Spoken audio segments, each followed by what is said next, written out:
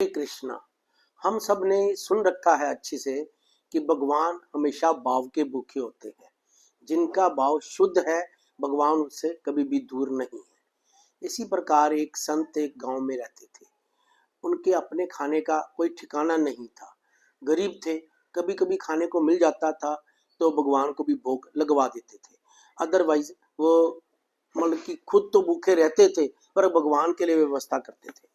उन्होंने क्या कर रखा था, अपने घर में जो ठाकुर जी रखे हुए थे, छोटे से ठाकुर जी थे, तो उनके ना पाँव में एक धागा सा बांधा हुआ था और धागे का दूसरा छोर जो छोटी सी गैया थी घर के मतलब उसी मंदिर में रखी हुई थी उन्होंने, तो उसके गले में बांधी हुई थी।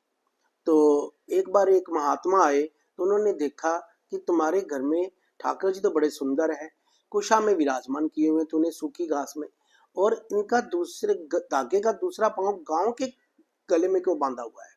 तो उसने बताया कि एक्चुअली मैं बहुत गरीब हूँ और मेरे खाने का कोई ठिकाना है नहीं।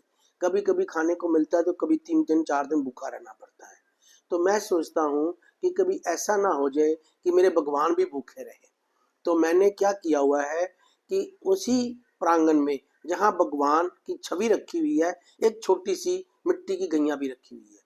तो मैं ये कह देता हूँ, भगवान जब तुम्हारा दिल करे तो ये गैया आपके साथ बंधी हुई है, इसको आप धो लो और दूध पी लिया करो। और गाय के लिए मैं छोटी छोटी घास तोड़ के लाता हूँ बाजार से, तो वह मैं उनके आगे डाल देता हूँ ताकि गाय भूखी ना रहे।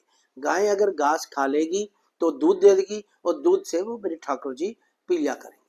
तो इस प्रकार का भाव उसका जानकर देखकर वो महात्मा बोले कि भले जिनको 56 भोग लगता है ठाकुर जी को, वो भले उनको ना मिले पर तेरे को भगवान ना मिले, ऐसा मैं कभी सोच ही नहीं सकता कि तुम्हारा इतना सुंदर भाव है भगवान के लिए। और भगवान श्री कृष्ण ने गीता के 6 अध्याय के 29वें श्लोक में ये बताया भी है कि वास्तविक योगी समस्त जीवों में मुझको तथा मुझ में समस्त जीवों को देखता है।